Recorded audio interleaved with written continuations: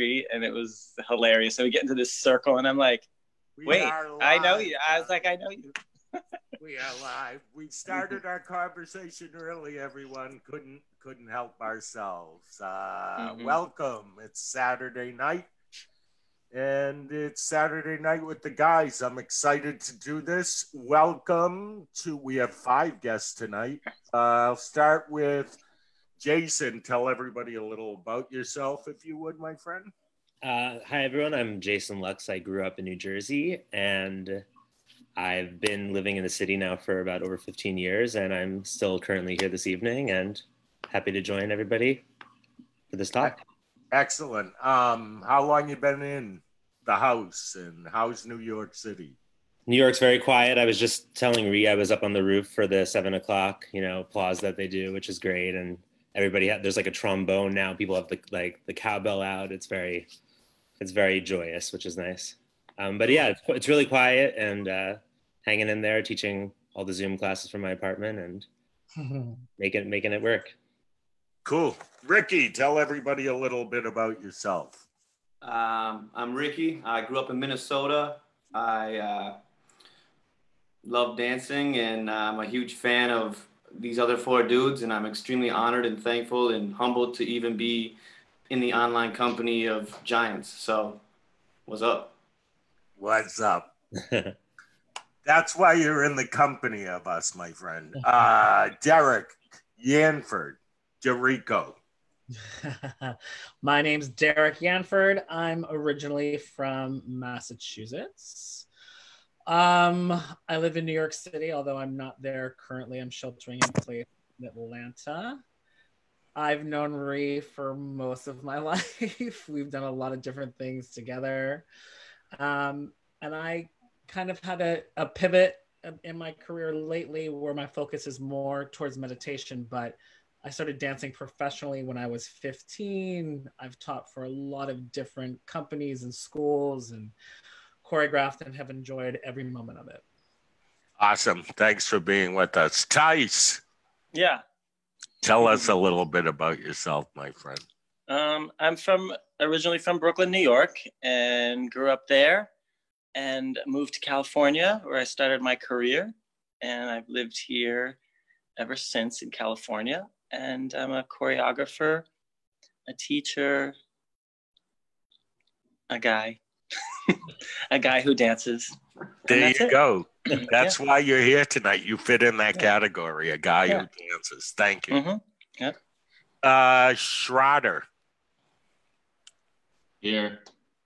I'm also a guy that dances. I love that. Yeah. My name is Derrick Schrader, not Schrader, but both work. I grew up in Minnesota as well and moved to California like 13 years ago, teach on Tremaine dance conventions. Started as a tapper, now I teach jazz. I'm colorblind, left-handed. I like coffee. Awesome. We didn't talk so much about our careers. It's about being real on our gatherings here on Saturday nights and every night. Let's talk about this. Jason, how old when you walked into your first class? I'm going to go through this fast. How old? I believe I was 4 or 5. What was the reason? My older sister was a dancer, and my parents saw that I was interested and signed me up. More boys start dancing because their older sisters started dancing than any other reason. Ricky, why'd you start? How old were you and why? 6 years old. I was 6, and I went to my girl cousin's recital, saw her dance, or saw everybody dance, and then I wanted to do that, so I went to class. That was it. Derrick. As in Yanford. I was 12 years old, and I started because I was entering talent shows in my school for years, and a woman in the audience thought I had potential, went to my mother and suggested to her she take me to a studio, and she did. Tyce.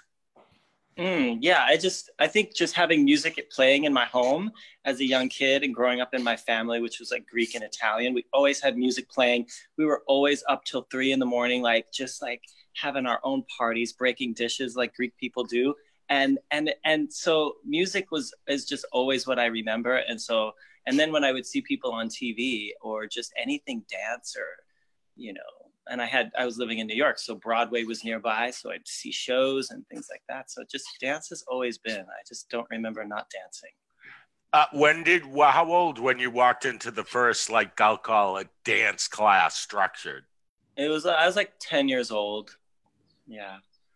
I took a class. I had some like blue shorts on with like socks and some like weird shoe on, and the outfit was probably really amazing now, but then it just, you know, it's like I love like that. it just wasn't it.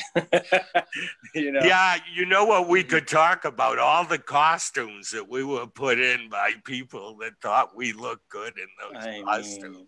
I wonder if we thought we looked good or we just believed them when they thought we looked good. Derrick, how old were you and how did it happen? I started as a piano player, like around 6, and then I saw my cousin's dance recital, tap dance that they were doing, and some guy came out and was doing coffee grinders. I'm like, I want to do that. So the next season signed up for tap classes, and definitely wore like sparkle gold lame pants, like MC Hammer pants with like. Yeah. I remember the MC Hammer pants. Yeah. That was once the only boys' costume. It lasted about 2 years. The other one was just the black pants, belt, and a black shirt, and open it up a couple buttons. That lasts about 5 years. Then no top at all. Like, go just for the pants. Right, or the top button, the one button. Yeah. I guess that for those that are listening, the guy's unsure about the costumes, but it's got better. Would you think it has? Let's see. I mean, I've seen some costumes today that'd be like, oh, okay. You're like, okay, I'll ask you. Raise your hand if you want to answer this. What do you think people who costume male dancers should be thinking about that they're not thinking about? Fabric. Say that again? Fabric. Go deeper. Fabric. No, like it's just like the fit of it. Like I feel like when you look good, you like what you're wearing, you feel good, you're like more confident with what you're presenting. But like the thin, flaily sort of pants and the thin lycra tops, I wouldn't personally feel comfortable in that. Or a button-up shirt that's made of like something that actually isn't structured, doesn't necessarily stay in place, or the shirt always becomes untucked, or it just seems sloppy. There's all this like stretched fabric flying everywhere. For me, personally. Ooh, I didn't expect to go here. I got you on that. Anybody want to add to that? Yeah, I would like to. I think too, like nowadays, like I think one of the key important things is if the boy who is wearing what they're wearing needs to feel comfortable and own it, because I think anything you wear as a performer, you actually, because that whatever you're wearing has to move well. You have to feel like it's part of the choreography. And I always say that even when I'm doing choreography, whatever is being styled or costume, that is the choreography. So the dancer, the performer wearing it needs to own it and feel good about it and feel like it has purpose, because you could wear anything now. You could wear anything. As long as you own it, it becomes magnificent. So that's what I think. I agree with you. Great. Mm-hmm. Anybody want to add, or are you ready for the next thing? Go ahead, Jason. You look like you might know. No, I was just going to say that also within a piece, making sure that it's complementing kind of what Tyce was just saying, the piece itself, but it doesn't feel too disconnected from, if it is with women, that it still feels cohesive. Good point. That it's not a totally different costume because they happen to be a boy and you couldn't find it. Correct. Ooh. All right, since we went there, I'll ask you this question. I was going to save it for later, but I want to ask it now. Do you think there is I want to see how I wrote this because I don't want to say it the wrong way. Do you believe that there are certain teachers that work with male dancers better than others? And what characteristics do you think the one who works with the male dancers best has? Anybody can jump in on that to start us off. Ricky, you've been quiet. Go. I'm making you talk. I think that that's a very challenging question because it's a case-to-case situation because there's different kind of personalities for girls and for boys. And depending on what that kid's like and what that kid's home life is like, that kid's relationship with music initially before dance class, I think there's so much that goes into lighting a fire in somebody. And lighting a fire in dance is no different. So it's kind of in my mind, it's a case-to-case situation. So I couldn't generalize and say one kind of teacher would be better for boys in general. But yeah, I mean, I don't know. Jason. I think it's just a matter of being aware of what you can do with a boy. I think sometimes it comes from, if there is a disconnect, it comes from a place of just not really knowing how to even access giving the male in a piece choreography that is suitable for them, whatever that means in whatever style. But just being comfortable knowing that it is something that highlights them the right way. Tyce. I mean, I was just gonna go, I think what Ricky said about like it being almost like each boy is unique. And I think the teacher has to be all-knowing in the approach to the guy with the movement, with the idea of dance and how to present yourself. But I think as we spoke about, Rhee, 2 weeks ago, I personally, I gravitated towards women who had the masculinity and the femininity in the approach to dance and understood the difference between the both, and how, you know, all of my teachers really embodied masculine and feminine. They were women who danced like men, who understood that idea, who did it like full 360. So for me personally, I enjoyed that. And just the way, just the approach, just to the movement and how, and to really also embodying, I think it's really important too, like when you become like a teenager, like going into your like 18, 19, 20, I think it's really what I've learned about the movement at that point was that I really embraced my femininity too but that was also a masculine point. And it just shows that not everything is black and white. It is not that, it's not cut and dry. It's like male dancers, for me, I understood my femininity and my masculinity and the androgynousness of it at times. So it was just so many things. So that's what I personally gravitated towards in a teacher who explained all of those differences and that they're good things. You know? Get it.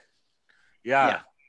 And I was trained by a female for the first part of my life who taught me, like your female teachers could pass on the quality, I guess, that I needed. Right. So it isn't about it being a male or a female. It's about, is there a difference between a teacher? Derrick Yanford, what do you think? I think for me, in my experience, largely it's perspective and also the collective, in the sense that I didn't have a consistent male teacher until I was a senior in high school, and he happened to be a ballet teacher.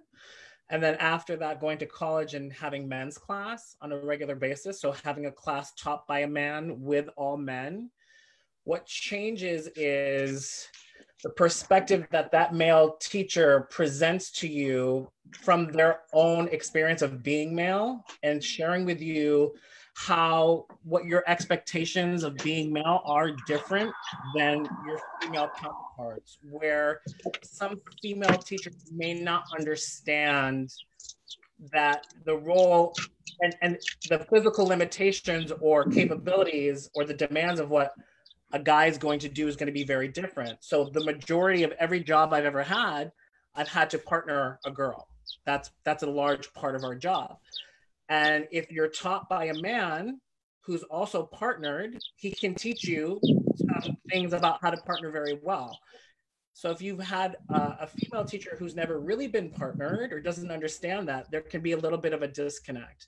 So when you're in class with all guys and your teacher is male as well, you get a different sense of, or at least I had a very different sense of what my role was going to be inside the work.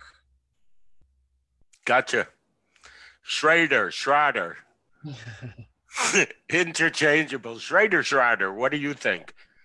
For me, I felt like I really connected to teachers who, like a collective, like Derrick was saying, like working together. I really had a hard time when teachers would come in and be like, well, a boy stands like this and a boy poses like this. And it never felt right to me. And they would just kind of be like, well, that's what you need to work on. And I'm like, it's not that. Like, I can do this, but this doesn't feel like, I don't know how to get out of this. This just feels weird. I don't know how, that's good. I feel like when I was growing up back then, it was always like the standard male poses, the standard male jumps, the standard male lifts. And a lot of that, I connected to people who were working on like helping me find out how I want to stand, how it actually feels legitly real and genuine and not so like, this is what boys do, da, da, da, da. So it was nice for me to work with teachers who, definitely would work with me on it. Even if they didn't know exactly how to make it right on the spot, we at least had dialogue with how to make it work. I love that. I think we're losing Tyce. I'm going to try to figure that out as we go along. Go ahead, Ricci. I think that for me, one of the huge catalyst at a young age was watching Tyce dance. He was a teacher at LA Underground, and he did solo. They did a faculty show at the end of the weekend. I think I was like 9 or 10 years old. And then the next year, Spellbound by Paula Abdul toured to Minneapolis. And me and my other dance friends, we all got like 4th row tickets and sat there and watched. And he danced very masculine. Like he said, there was a lot of like strength to what he was doing, but he was very inside of, hey, there you are. And so like we took that back to the studio, and we literally emulated that in every class. We tried to emulate that style. So it was, I think watching other performers, the teacher has to watch too. But, our teacher was like, watch him, do that, and she was always pointing out dancers out there doing stuff that we should go watch. And so that was a huge thing for us, that she was always telling us to watch other men dancers. Awesome. I want to ask you something. Male dancer that like inspired you, like who comes to mind right away, whether they were famous or just somebody you saw, a male dancer where you go, okay, this is it. Jason. Gene Kelly for sure. Tyce. Tyce is thinking about it. I hope he can come back. Ricci. Nick Bass. Derrick Yanford. Desmond Richardson. Derrick Schrader. I had a mentor named Bill Fay, who was a big part of my training. I want to ask you this question. In a minute, I'm going to tell you why I asked the question. I want to go around the table and ask you, first, all of you grew up with your fathers around, yes? Schrader, what did your father think of you making the choice to dance? He seemed pretty cool about it. I know he was really into tap, and that's how I started, and that was cool. I think he wanted me to be a lumberyard owner. I think he wanted me to work in like the lumber industry. So I think it still takes some time to like adjust to that dream. I'm still not going to be a lumberyard owner right now. Like, it's not going to happen. But he was pretty supportive of it. Wait, I just want to ask you, does he still think you might become that lumberyard owner? I'm curious. Yeah. Yeah. With the hat on and the sweatshirt, you could Not going to happen. All right. Anyway. Happy more. He was really into it. Yeah. He was supportive. All right. Jason, I got a feeling I know your answer, but shoot. Yeah, my dad has always been my biggest fan, really huge supporter. And I think the great thing is I think he would always be supportive of anything that I love doing. He's an awesome guy. So, Tyce, can you hear us? Yeah, I can. Can you hear me? Yeah, good. Go for it while we have you. Tell me about what your father thought about your dance career. You know, I would have to say I was really lucky to have my father. Can you hear me still? Yes. Yeah, I was really lucky to have a very, very supportive father in dance. I mean, the interesting thing about my family is that I'd have to stop my father from talking about me like 24/7, and I would have to get my mother to talk about me. Like that's like it's usually reversed. Got it. But my mother would be like, "Hey," she'd be like, "No one asked you about him, so stop talking about him." And my father was just like, he loved seeing me dance. He loved talking about dance. He loved showing me the moves that he could do. And so I was really lucky to have that, you know. So awesome. Definitely, yeah. The answers aren't going with what the point I was going to make, but I'm loving the stories. Ricci, go ahead. I had two dads. I had a stepdad and a real dad, and both of them are very far from dance. One is in insurance and one is in HVAC. And I think they were both very confused about dance. But when they would see me performing and they would feel how much I loved it, they were like, all right, he likes to dance. And then they were a little bit confused. And now they love the shows and they come to the shows and they bring all their work friends. And so it was a strange journey. Awesome. Yanford. So my father was born and raised in Liberia and came to this country in his 20s, and and that was in the late 60s, early 70s. And so once he and my mother got married and had a family, I don't know that he had completely acclimated to American culture. And so even the way we just grew up in the house was very different because he was from a different place and time. And by the time I really got involved, my parents had split, so he wasn't really around so much. He would talk about, you know, the dream of me becoming a dancer, but I definitely would say in the beginning it was hidden. Like my mother and I decided not to share with him that I was taking ballet because we weren't really sure what his reaction was going to be. And you know, when you ask me that question, it's funny because I don't know that my father ever saw me dance live. He's passed now. He passed a few years ago. Yeah, and like as my career and my love of dance was growing, my father's role in my life was diminishing as well. But I would say that yes, he's proud of me, and it was never like, "Ooh, you can't do this" kind of a thing. I don't know that he always understood as Americans why we do a lot of the things that we do, kind of a thing. So I don't think he had ever imagined me being a dancer, but yeah, it was interesting just growing up having a father who just like we didn't have friends over and stuff like that. It was like, why do you do this kind of a thing? But he knew that I loved it. And then once he kind of got that, he was like, oh yeah. I mean, at the time, I think it was Solid Gold. He was like, oh yeah, you're going to be on Solid Gold. And I was like, okay, so he gets it, you know. That's funny. You know, when we were younger, we were the Sherry Gold dancers, and people would say, oh, you're the Solid Gold dancers, because that's what they'd hear on the microphone. You know, I go, oh, no, that wasn't. So the reason I asked you that question was I asked a bunch of, I say they're 14 to 18-year-old boys that question a while ago. And one of the boys said something that was so enlightening to me that I was either hoping it was repeated tonight or I would be able to say it in a talk about male dancers. this boy, I said, what do your friends think about you dancing? And he said, they have no problem with me dancing. My father is bullied by his friends because he has a ballet boy dancer. And I went like this. I had never thought of that.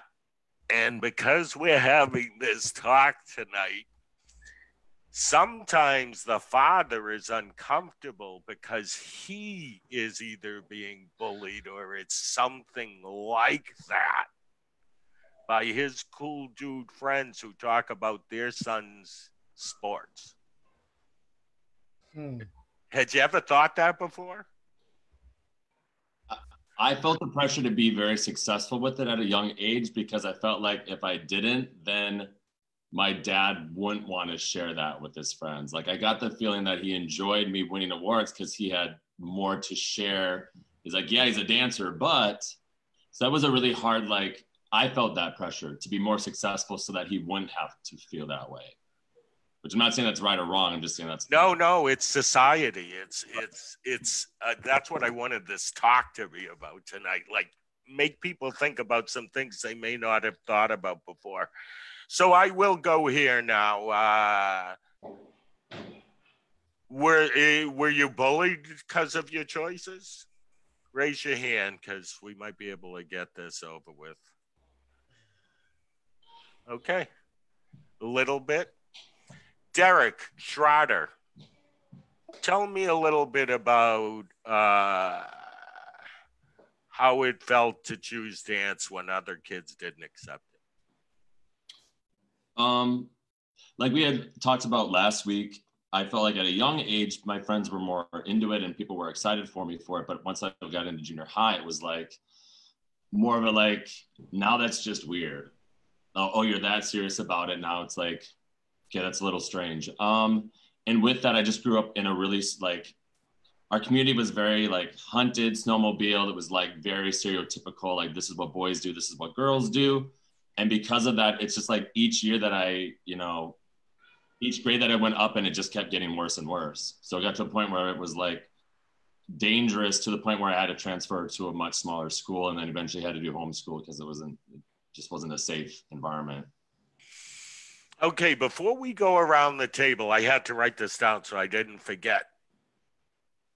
I want to get back to this question, but what do you think the fear is? And I'm throwing this out if we're going to go deep. Is it the fear of that if you dance, you're gay? What is the fear of the kids who can't take it or make fun of it? What do you think that is? I think that's usually the go-to offensive thing is that, yeah, it's the match with the sexual orientation. And that's what I think it's the easy thing for the bullies to latch onto that. And I think that becomes, obviously there's variations of it, but I think that's pretty much the consistent, unfortunate part of it. What else is it? Do you think it's other things? Challenging a masculinity? Derrick Yanford. I would say largely it's about identity. And as adolescents growing up, I think you look to your peers and to the collective to see how they behave, to figure out how you should behave. And like it or not, we all have this desire to belong. And then also to have a bit of control over what it is that we do. So if young boys decide to partake in a particular behavior and you don't do that, then it becomes, why aren't you like us? So it could be dance, it could be something else. Whatever that thing is, they're gaining their identity through the shared behaviors of their peers. So same with peer pressure. If you're not drinking, you could be bullied into drinking. Why are you not doing what we're doing? And that lends to, the idea that this is what we're supposed to do. This is what people expect us to do. And you're not doing that. You know what I mean? That's what I think it has to do. The sexuality part of it, I'm sure that that too. I would say that, especially in that, it's very different now. I think in the time that we grew up, yes, the fear that whatever causes homophobia, I would say would be, you would maybe think, yeah, someone who's more artistic could be of that nature. But then again, that's identity. It's a threat. If I would say, if there's some idea, I would say that what the behavior that you engaged in, that person who doesn't understand it, if they were to do that, if they were to dance, what would that mean for them? Because maybe they do want to do it, but then does that mean I'm gay? If I have an activity that I want to participate that's different than the other boys, how am I going to be treated? And some of those are the ones who are the biggest bullies against the other ones who are challenging the status quo. I think that's what a bully is. Okay. Who wants to add to this? Yeah, I think also what Derrick was saying, I think it only takes one in the bunch to allow that to happen too. So like you were saying, the collective, if there could be a school where, like, thankfully there's not even one person that plants that seed, but once somebody does, then it could obviously rear its head in a really negative way. Okay. Any additional comments on that topic? Ricky, are you coming forward to speak, my friend? Yeah, I think my mom was really brilliant. And in the 5th grade, there was a little bit of bullying going on at school. And my mom looked at me and just kind of scoffed. And she said, they're just so jealous. And so anytime I got bullied from that point, I took it as like, they're just not able to do dance. I felt bad for them because they couldn't dance. And when I would go to dance class, there was so much attention there because you're one of the few boys. And so I felt like they don't get attention and they don't ever get to be in that spotlight and get to be, they don't go on stage and get to have people making costumes for them and all this, So I just felt my mom was really smart when she said that. So it stuck with me all through high school.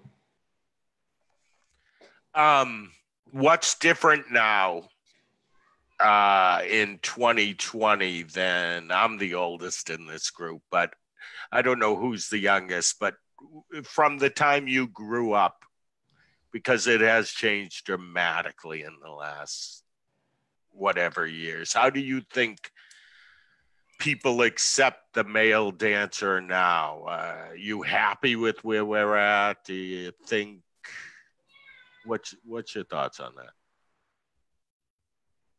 I think we need more boys dancing. I think that it's more acceptable. I think that it's more mainstream. I think that when you watch TV and even legally, with as far as going to the gay thing, there's like gay marriage is becoming legal in more states. So hopefully we're losing that. And I think that just getting boys started, lighting that fire, lighting that fuse, and giving them the opportunity to be a part of our world and find out how much their passion matters to it. I think just getting that foot in the door is the hardest part for the little boys. And like, it's probably a lot of like their dads and stuff, but getting that, because of TV and because of all these shows and all this stuff, I feel like, and there's the growth of the dance competition industry. I feel like there's more in the sport culture of it. And I think a lot of parents can wrap their head around the sport part of it. So I think just getting them in the door and letting them find themselves in dance shoes and find the music in them. And I think, there's still not, because I get to see a lot of dance competition stuff, and I wish there was more boys. But when you see a studio or a mini culture start, you watch it explode over the course of 5-6 years. So I think we just got to get them in there somehow, and it's slowly happening. But I have to say, it takes boys to breed boys in a studio. I grew up, Rennie and I were the only ones. Once in a while, a boy would pop in or out. We go out to dance competitions, dance convention, you'd see 1 or 2 boys. But then when my brother took over the school and Kenny and Nick were there and they started dancing, all the brothers started dancing. And now he's got a school with like 10% boys, 40 boys, all ages. It's getting over the hump. And putting them up on stage and dads and them thinking it's cool. But the interesting thing about that, again, is the difference between ownership. Your mother owning it being a female and your brother owning it being a male. So now those male dancers have a male role model to fashion behind and get behind, because, and that's I think one of the things that shapes your dancing is who are you watching and how much do they look like or resemble who you are. You know what I mean? So if you have a male dancer who's teaching you, you kind of inherently adopt their way of teaching because you see yourself in them. When it's not that, you know, I think it's maybe a little bit more difficult for, not always, a studio owner who is female to have the same attraction of boys in her school, especially if she is the teacher who's teaching all the classes, versus a male who owns the school. It's much easier for the dads to get on board, I would say, if the owner and the teacher is male, to have his son in a class led by a male, and then other boys being there, as opposed to, I think, again, it goes back to identity. If his son is the only boy in the class, what does that say about his son? Do you know what I mean? But if his boy is one of 10 boys in the class, it's a different dynamic. Wow, I hope people are listening because there's a lot to learn in this conversation so far. Anybody want to add to? Go ahead. Oh, we're good? Amen. All I want to say is amen to that. I think that was spot on. Rhee, yeah, I was gonna just add one thing too about like doing like freelance stuff and going into different studios. My perspective is like, I feel like it is somewhat business smart to keep your operation neutral. I feel like it's really intimidating for some guys to go into studios and every wall is bubblegum pink. You got the chandeliers, you got the boas hanging and the sparkle on everything. And it's like, welcome to this studio where the males thrive as well. I think just stereotypically, it's hard to get boys to come into a studio that's set up so extremely that gender type, but yeah, I have to say that is so, you touched on it. I call it gender neutral, but somebody was about to talk. Who was about to yeah, no, I was just going to say that I think Tyce was actually saying this earlier too, that, you know, the great thing is that there's so many different types of female dancers. There's so many different types of male dancers that there's such a range. I think I was saying this to you when we were talking last week, or when we talked last, was that we have a ton of boys at the studio, which is awesome, but they're all so different from one another. Like they could not one of them is the same as the next. And we want them to be that way. We don't want them to try to fall into a specific cookie cutter of what a boy should be.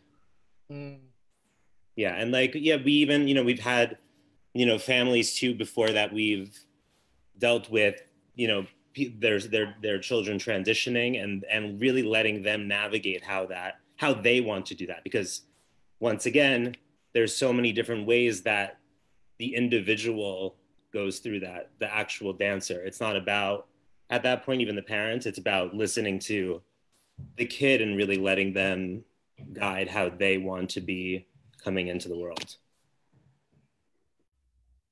Which was kind of unthought of 20 years ago. Mm-hmm. So we can be grateful for the fact that the majority can accept the concept you just described. Because I know growing up, if you felt that way, you had to hide it. There was maybe one or two people who knew, and if they knew, you might be scared to death that they would reveal that. So we are in a better place, gentlemen. I want to say something about that. Derrick, Yanford, you're going to get this. A couple of years ago, oh, look.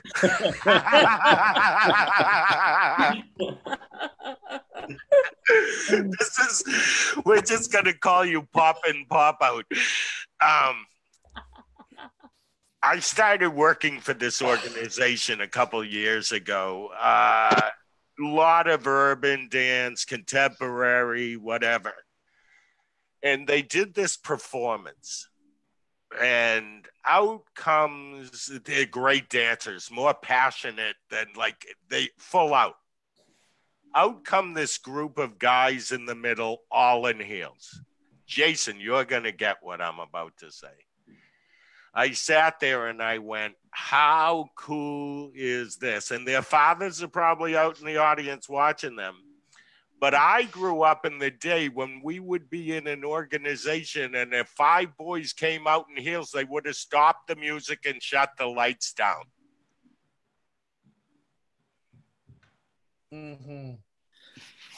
Yeah, I think it once again goes back to the exposure of like when people like even something as simple as like RuPaul's Drag Race being mainstreamed, seeing things like that and people having exposure to what is happening everywhere and the different facets of things, it allows people to embrace it as opposed to not knowing what it is and then creating in their own head how bizarre it is or whatever they want to draw up in their mind. Tyce, be nice if you're going to respond to this. No, I was just going to say, well, whatever La Cage aux Folles was on Broadway in that way before I was dancing professionally. True. So what is that? I would say that was the beginning, but it hadn't broken. It was a novelty. Okay. Do you agree with that, Yanford? Like that was the beginning of the break to where we are now, shows like La Cage? Well, I think that it's important to make the distinction between what an adult does and what an adolescent does. Right? So if you're going to pay money to see grown men entertain you dressed up as women, I would say, yeah, it's easier to have that space now more so than before. But when you're talking about people getting on board with their adolescent children, taking on that same behavior as an amateur, I don't think there was the space in that time to do that because the understanding was much different. As where now it is acceptable. I completely remember as a young male dancer often being referred to as dancing in a feminine manner. And I actually, when I lived in Philadelphia for a while, I taught at this school. And I did something, and I had a gentleman in my class say, yes, but what do the guys do? And I said, exactly what I'm doing. And he's like, no, but what would the guys do? And I was like, what I'm doing. So for me, the thing that I always took away was, it wasn't the movement necessarily that made you more feminine or more masculine, that a male could do every step a female could do and vice versa. And it was about their delivery, the way that they did it. You know what I mean? But now with this idea of gender is something that's performed and being identified at birth what your sex is and those kinds of things. When I was a boy, it was, don't dance like that because that's how girls dance. You'll look like a girl. Now the gender bending fluidity androgynous thing is commonplace and almost questions, what is my identity? We have gender neutral bathrooms, right? That was not a thing that was happening when we were growing up. So I believe all of this has given way to the space that we are in now that is much more accepting than it was. You just made me have flashbacks. My mother used to say, dance like a guy.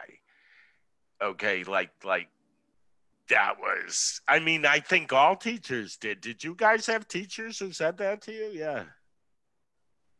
I don't know that they specifically said that, but I always remember, going off of what you just said, Rhee, that and it's even more so now that since I became a choreographer and teacher, that there's art and the dancer, we're there to serve the art.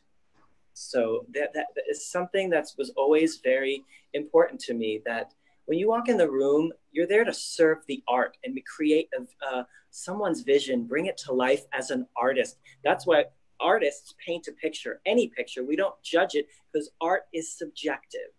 So it's like, as a dancer, I was always such a, like, just a butterfly. I was just like, oh, that's beautiful. That doesn't, but of course, going off of what Derrick said, growing up, yes, I had to figure out, like, when someone would say, oh, you know, if someone made fun at you because you dance or this or that, how to gain my mechanisms, my defense mechanisms, and then slowly let that go and be like, you know, be in my skin and get more comfortable in my skin, you know, as a boy who danced, as an artist, as a dancer. So, you know.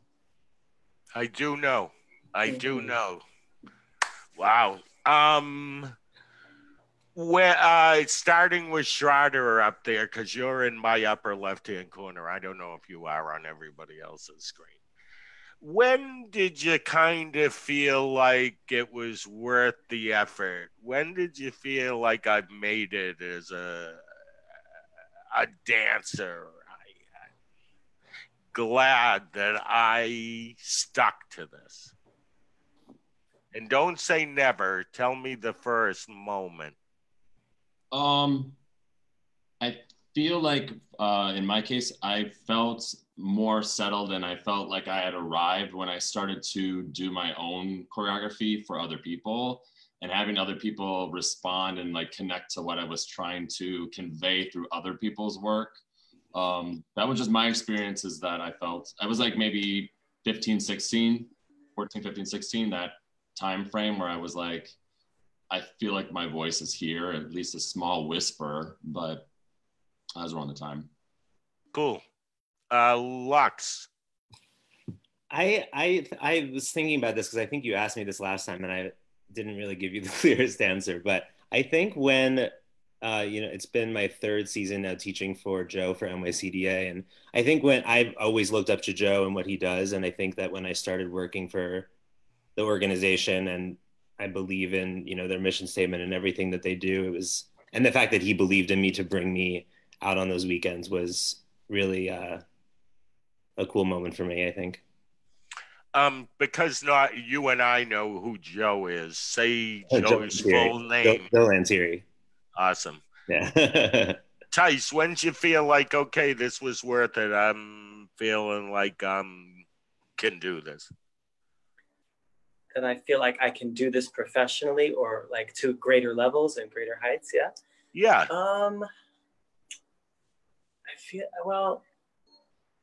I think probably very young, which is strange because no one's ever really asked me that. But that's an interesting question, and I don't know if I have the best answer. So I think as a young boy, I felt like I could achieve. In truth, I felt like I could achieve anything because of dance. And because of the people that were encouraging me, meaning my dance teachers, and the way they raised me in dance, and especially in conjunction with my parents. And so I felt like I could achieve anything because it felt so, everything, like those little things that I take in class or going on an audition, because I would go to like commercial auditions as a young kid. And I remember there was a commercial they were looking for a blonde kid, and my mother said, yeah, it's not going to be. And I was like, yeah, but why can't I go? Why can't I just show them what I can do? And she was like, no, they're looking for a blonde boy. I want to go anyway. So I made my mother take me to the audition, and I went in the room and they let me audition, and I booked the commercial. So I felt like I could go in there and change their minds based on my talent. So I felt like I could achieve. So it was that moment that was kind of defining for me, that if I stay with what my dream is, and if I stay with my training, if I stay with what I believe in, eventually doors open and just things just keep moving and shifting in how I see it in my mind's eye. That's how I always felt. I hope that answered your question. Yeah, and you started off by saying you didn't know if you could answer. You did an awesome job. I do want to ask you this, though, just follow up. How old do you think you were? Or how old were you at that? I was probably, I'm going to say I was like 11 or 12. Okay, Ricky. Yeah. When did you feel like you knew you made the right choice? I've asked this question 10 different ways, but go ahead. No, it's a great question. Amen to everything Tyce just said. Beautiful. I think when I made the right, when did I know? This is a very complicated question. I've been on a dance journey, and dance is not a destination; it's a mode of transportation. I think you have to continue to change. You have to continue to grow, and so I've been always kind of changing my place in the dance world. I feel like maybe the first time I felt really like I had a greater value, or my dance life had a greater value, I think was during this thing. And it was when we couldn't have class anymore. And I started like thinking about little kids that I teach, and I'm like, gosh, I hope she's working on, and I'm like thinking about these kids, and I care about them, and I hope they're okay at their home situation. And like, I don't know, I felt like a dance teacher for the first, like a real, like I cared about them. And that was really weird for me, because usually I'm cool guy teacher, and I'm like the hip cat at the studio that's talking in slang and giving high fives, and I was trying to be the young hip cat. And during this thing, I kind of realized that I'm sort of getting older or something. So these kids had an impact on my heart. I don't know. Or something. That's where we'll leave that one. Or something. You're not getting older. It's the or something part. Jason. Oh, I asked you. Never mind. Yanford. I had two events, both in 1994, that I think worked in tandem to help me feel that. And one was getting accepted to NYU as a dance major at Tisch, and that would have happened probably in March or April of that year, and then attending obviously in the fall. But I competed. I was the contestant for Dance Masters of America, and I ended up winning Mr. Dance of America 1995 that summer of 94. And so those two events so close together for me was because I didn't start dancing till I was 12. I started competing when I was 13 or 14. And that Mr. Dance of America thing had always been in the air, but it was like, I didn't believe that I could have ever been good enough to do it. And then also with my background, we didn't have a lot of money. I never thought that I would ever be able to go to college. So getting accepted to college and winning Mr. Dance of America within 4 months of each other, then to move to New York City and start that journey was like, okay, this actually can happen. That was the magical turning moment for me. I was there when you won Mr. Dance of America.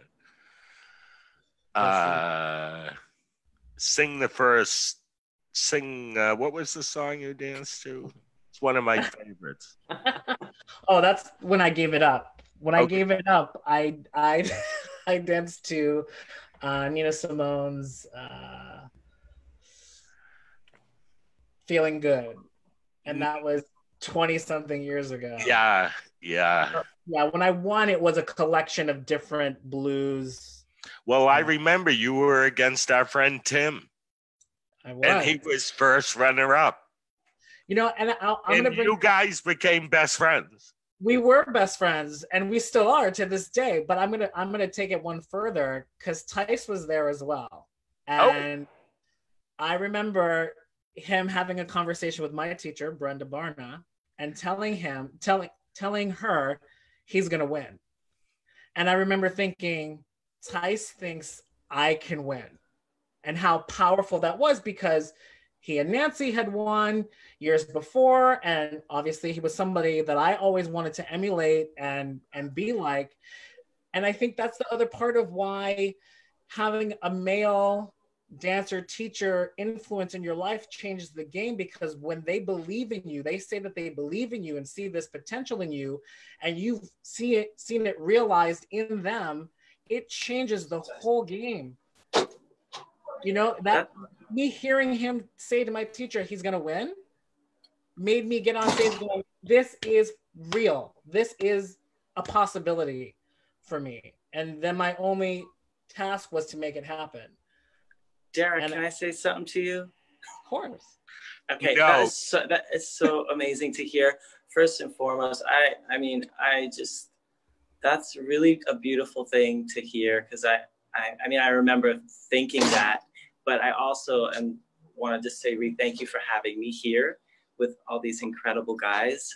All of you, you know, I don't know you personally, Derrick, but I'm sure that and being on a Tremaine convention, that you're A+, and I'm just really happy to be in the company of all of you. So, and Rhea, I just want to, before, I don't want to be rude, but I'm going to jump off, but thank you again for having me, and I hope that this was enlightening for people that are watching. And I'm so proud to be a male dancer.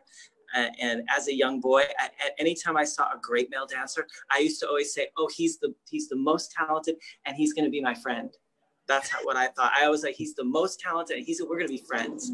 So I just want to leave you with that and just tell you, and that's the truth. I always wanted to be friends with all the male dancers, because we had so much in common. You know what I mean? And so, awesome, my friend. Thank you for having me, and it was so great to be with all of you. Really, truly. Bye, Tyce. Bye, everyone. You. Bye. Yes. That's the first time I've had a conversation where the guests came in and out. I'm glad I had some other people to talk to while that was happening. Got any final words of encouragement for boys who may be watching out there? Quick, because if we go more than an hour, I can't put this up on Instagram TV. I'll cut it if I have to, but some words of encouragement for some boys. I think that being a dancer is about courage, and being a boy dancer is about courage. And I think that if you have courage and you have found that courage, even in a tiny way, continue to water it, because that's a very profound part of who you are, and continue dancing and embody courage, because dancers inspire people, and it might be challenging, but that challenge is in fact what's inspiring people. It's not just the 7, 8, 1, 2, 3, 4. It's your life. Put your heart into it and dance for people and watch them change. Yanford. Yeah, you have to do what you love. You know, I know there's this huge debate over passion and whether or not you should follow your passion.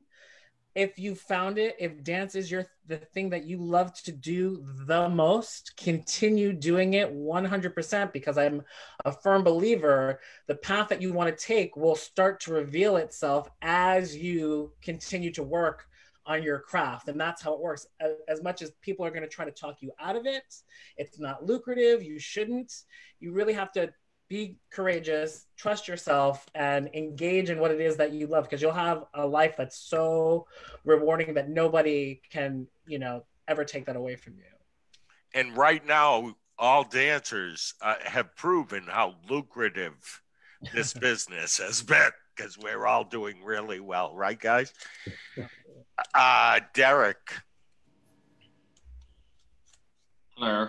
I was going to say, I think right now with the way the dance community is, I think there's so many mentors out there and other male dancers that you can get advice from, but you have to be brave to put yourself out there and to ask for help. Or if you're going through stuff, we all get it. Like the male dance community is becoming larger and stronger and a big force. And it's like, reach out to people. And even if you don't think that they'll listen to you, they might. So I think be open to that for sure.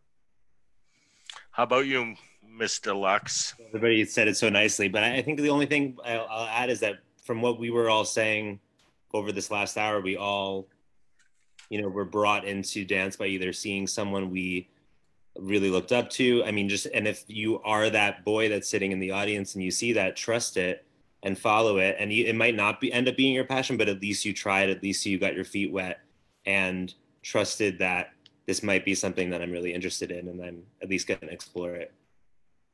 Awesome.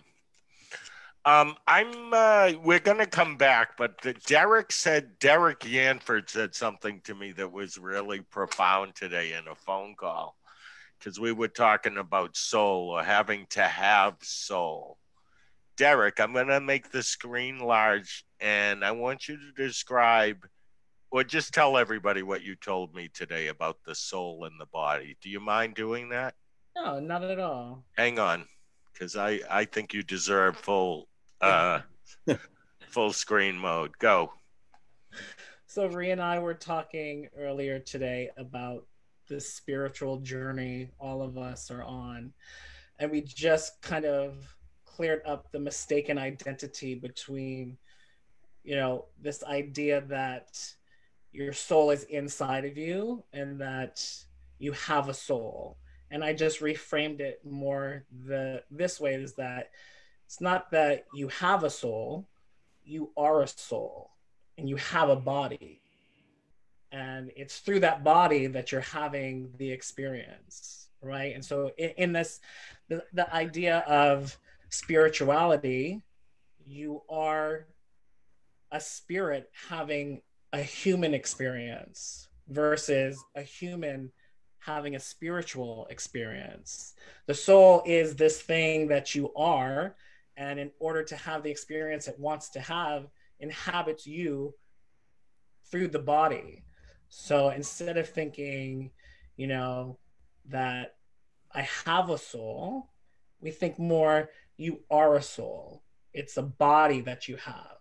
And just, very similar in language, but just giving it a little bit of a flip and giving it a little bit more clarity, I think just kind of changes the paradigm a little bit about what we're doing and how we can navigate, knowing that you are a soul, you're perfect the way that you are, and you're just on this planet to experience everything you can as having a body. Okay, you said those words to me today, and I could not stop thinking, because I'm like, my whole life is like, you need soul. If you don't have any soul, you're not going to do that. You blew that. Okay, you are the soul. It's the body. Yeah. Really anybody have any comments on what he just? Go ahead. All right. I'm going to end this. This was a blast. I think the whole world needs to know what's going on in the male dancer's mind sometimes. It's not always what you think it is. Prince, yes. Yes, Minnesota. We had 2 Minnesotans tonight. Oh, original Minnesotans. If you're watching this tonight, I do have some closing announcements. I'm starting to get good at this. We have a new YouTube channel, and we would like to go live on that YouTube channel, because you notice that sometimes it's hard on Facebook. But when we created the channel, it said we needed 1,000 followers to go live. So I'm hoping everybody watching this can make sure that happens quickly. And we're dark tomorrow, but we'll be back Monday night. I'm doing a motivational talk. Thank you guys for being with us, and we'll do this again sometime soon. You. Thank you. Thank you so much. Appreciate it. Gratitude.